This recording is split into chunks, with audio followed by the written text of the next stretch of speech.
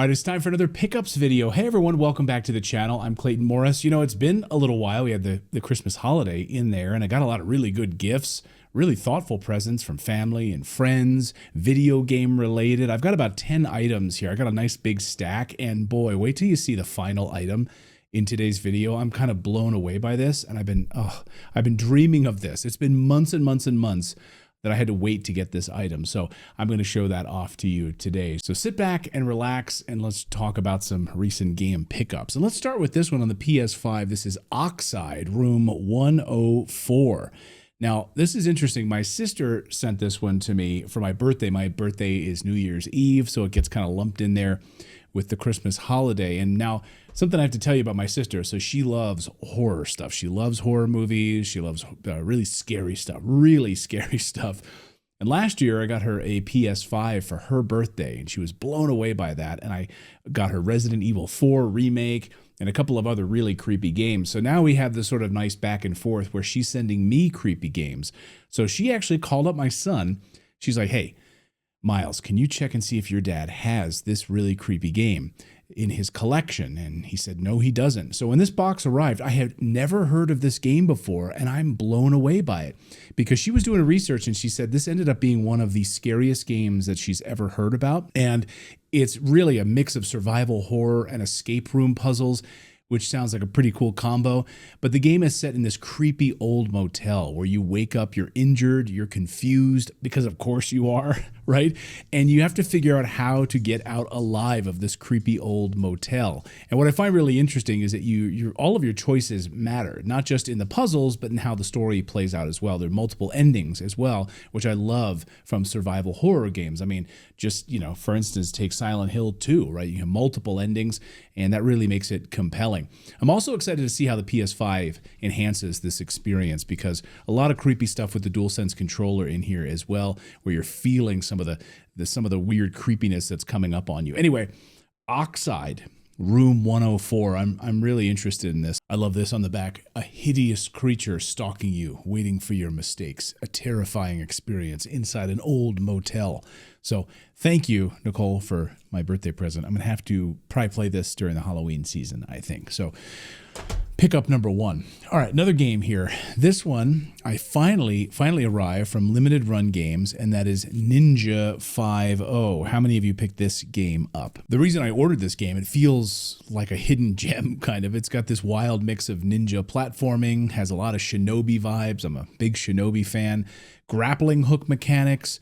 Looks insanely fun, and I've read it's one of those short but sweet games, which I need, honestly, more short and sweet games right now in my life after playing 100-hour JRPGs. But every level is supposed to feel super polished, and the difficulty is also there, but I don't shy away from the difficulty in some of these platforming games. I mean, Prince of Persia and the Lost Crown, one of my favorite games from last year, at the beginning of last year, really difficult platforming, but I loved trying to time my mechanics to get up and down certain areas and the combat. I'm really hyped about this one, and I'm hyped to dive into something that combines stealth, action, pure ninja badassery.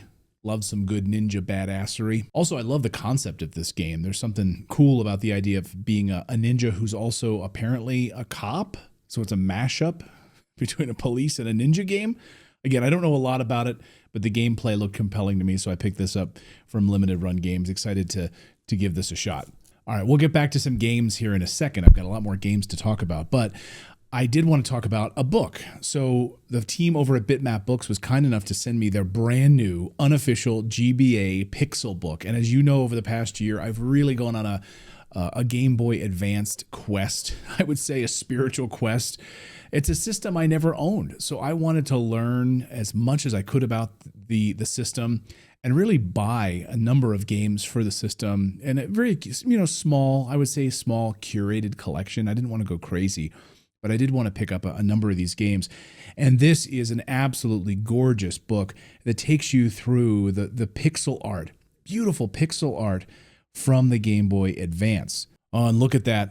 I opened up the book right to Advanced Wars. Isn't that great? And the beautiful layouts of these cities, not just the sprites, but all of the different maps in a lot of these different games as well. So you can really see it in a way that you've never seen it before, all tied together as one continuous page of beautiful pixel art. I mean, look at Final Fantasy Tactics here. They've got everything in here, of course, Fire Emblem, just absolutely beautiful. So I just cannot wait to sit down and really spend some time with this book. Again, thanks to the team at Bitmap Books for sending this over. They know how much of a fan of the Game Boy Advanced I am. So thank you for this. This is just a truly beautiful gift for the holidays, but you can pick it up at Bitmap Books. By the way, I'll have a link down below in the description if you're interested in any of the things I'm talking about today. Oh, just look at these characters. Oh my gosh, they look amazing. They really, really do. Beautiful. Okay, and I've got 2 more books to show you, and 2 of them are from a good friend of mine. I'm going to show those to you in just a second. Next up, though, let's go back to a game. This one really made me happy, really touched me in the heart. This was for my son for Christmas. My 14-year-old son got me Karate Kid Street Rumble. This game has all kinds of B-movie vibes to it. I mean that in the best way possible. It takes the Karate Kid franchise, it gives it a total over-the-top beat-em-up treatment. Yes, side-scrolling beat-em-up, and that's exactly what I've wanted. My son and I do a lot of beat-em-ups nights where we get together and play some classic beat-em-ups and have a blast doing it. So from what I hear, and I haven't played it yet, it's a mix of side-scrolling combat, has some mini games like you dodge fly swarms or you catch chopsticks, which sounds ridiculous in the best kind of way. And I've heard really good things about it. I know that it's gotten really good reviews, and it's actually kind of surprising it's gotten these good of reviews because it came from Game Mill, and we know what Game Mill has been famous for over the past few years. So yeah, and I think even like Mr. Miyagi is in this. You can, play as Mr. Miyagi. You can co-op. You obviously boss battles, co-op multiplayer with 4 players in local co-op, so couch co-op, which is nice. I don't believe it has online multiplayer. From what I can see, it's just couch co-op. But again, this is the kind of game I want to sit next to my son, play with my kids. So you want to play as Daniel? You want to play as Johnny? Going along in a beat 'em up style. So thank you to my son. I was really touched that he got me this game. And again, he did a good job. He didn't know that I didn't have this game. So it's been on my list. Every time I was going to the store, I kept eyeing it. It's like, I better wait till after Christmas. So thank you to my son for this one. All right, next up, 2 books from my friend John over at the Happy Console Gamer channel. Big shout out to John for sending this to me. For Christmas, I was very, very touched. Thank you very much. Thank you very much. So let me show you what these books are, okay? 2 more Bitmap books. So he knows I've been going on this spiritual quest to learn about a lot of old game systems that I never got a chance to play, like the PC Engine. Now, he is a huge PC Engine fan, and he taught me a lot about it. I've ended up picking up the Analog Duo last year, and I played my very first PC Engine CD-ROM game, which is East Books 1 and 2. So the original PC Engine came out with the hue cards, if I understand it, but that's why he got me the book. So I can sit down. It's just absolutely gorgeous, taking you through the whole history of the PC Engine. So the first iteration comes out with the hue cards, then you get the CD-ROM add-on, which was a whole bunch more money. So virtually no one, I think, really in the United States owned one. I didn't know anyone that had a PC Engine in my neighborhood at all. So I know it was incredibly rare. I never even heard about it until years later. So that's how rare it was to me. So now I've gone on a spiritual quest to look and buy some of these old PC Engine games that I can play on the Analog Duo. I picked up Ninja Spirit at his suggestion. I also, of course, picked up East Books 1 and 2, and I beat that 2 years ago now, over Christmas or last year. Yeah, the beginning of last year, East Books 1 and 2. So, and just look at this artwork. The artwork here is just stunning. I could sit for hours and go through this, and that's exactly what I've been doing and really enjoying looking through all of these different CDs and games that I know nothing about, that I didn't know anything about. To read the history of them has been fantastic. So thank you so much for the PC Engine box art collection. Again, another one from Bitmap Books. Now, let me show you this other one that he got me. This is the SNK Neo Geo Visual History. Again, another one from Bitmap Books, one of my favorite companies. I swear, I can't think of a publisher that I love more than these guys, because the attention to detail, the love that goes into these books, bringing these beautiful pages to life, beautiful, beautiful artwork here. Let me just take you through this. So again, also, he's a big fan of the Neo Geo. You've heard him talk about that if you ever watch the Happy Console Gamer channel. Talks quite extensively about trying to get his hands on those games. They're very expensive. Those arcade classics that you could bring home in those giant boxes, very, very difficult to find, and they are incredibly costly. So again, I would play I would go to the arcade and played a lot of SNK arcade games, but I never, of course, had a Neo Geo at home. That was way too out of my territory. And again, kind of like in the PC Engine territory, I didn't know anything really about it from the home perspective. So thank you so much for that, to be able to go through and look at all of these different classic games, the history of the Neo Geo.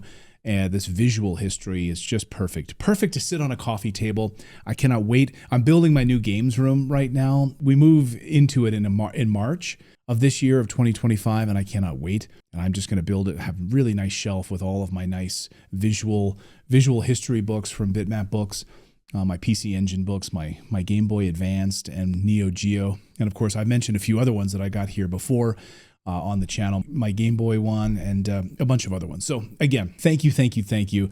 I can't, just go on their website. Like I'm not like shilling for them at all. I really love their books. So if you've got like a retro gamer in your life, or you are a retro gamer and you're interested, just go look through what they've got. Maybe there's a book on there that will speak to you, and you can order it. Hey, Father's Day, a few months away, right? Mother's Day coming up as well. So check it out. Or Valentine's Day. All right, let's get back to some games, shall we? So this one again hits me in the heart. So my 12-year-old daughter, picked up Sonic Superstars for me on the Nintendo Switch. And I just was so touched that she really went out of her way. She was collaborating with my wife, and she was at the store by herself or with a friend. They went to the mall and went shopping together and all of that. And, she put a lot of thought into this. But I didn't have the heart to tell her, actually, that I already owned it, and I got it last year. And also, I wasn't a huge fan of it. Now, I didn't play through the whole thing, just the beginning, and I just felt like it didn't hit for me. But since then, actually, it's been so weird. I've heard that a lot of people have come around on this game as they've gotten further into it, and they really liked it. So I wasn't going to go back to this game. I was not going to go back to this game. But then when my daughter buys it for me for Christmas, yes, I'm absolutely going to go back and play this game. And you know what I said to her? I said, okay, we have to play it together. So instead of me just sitting there playing the first few levels and it wasn't really clicking with me, I just thought the level design was a little and some of the boss fights were a little Playing it with my daughter together as we make it through further in the game, that will be a treat for me. So it takes on a whole new meaning. It's kind of funny how games can evolve in your brain over time. So thanks to my lovely daughter, who's never going to watch this video. I don't want her to know that I already had this. But anyway, I'm touched. Love you, honey. I love you. So thank you for this game. Okay, another game. Let's talk about this one.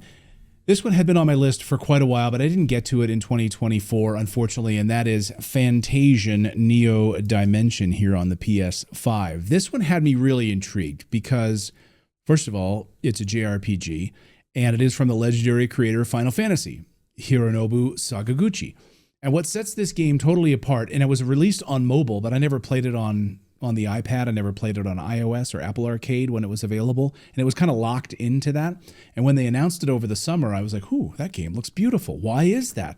It's because it has this incredible art direction. It uses actual handcrafted dioramas for the environments, which they've digitally scanned into the game, which I love. So we're using like photogrammetry. And this just screams creativity to me. It just looks beautiful. I've heard it's got a blend of like classic turn-based combat with some modern twists to it. It's broken into two parts. The first is pretty story heavy. I heard the second part is actually really difficult, but I don't know. Maybe I'm wrong about that. And it has exploration and grinding. I haven't played it yet, of course, but I thought of immersing myself in this in 2025. So I think this is going to be a game that I have. I think I have it on my backlog list for this year. So I think I will finally get to it. And I heard it's about a 20 to 25 hour JRPG. So not massive, not 100 hours, which is perfect for me. All right, two more games to talk about, two more items total to talk about in this pickups video.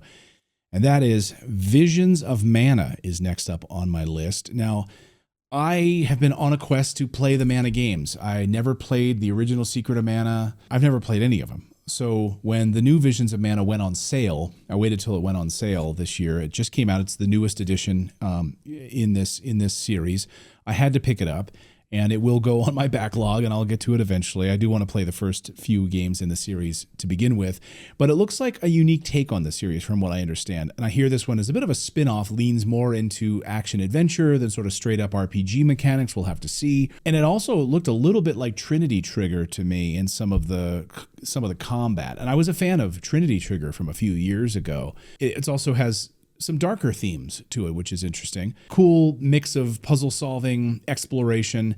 The art style looks really nice, and I'm genuinely looking forward to how this game stacks up. But again, I think I'm going to start with the original. I have to go back to the original, one of the great games on the SNES. So I have to go back to that.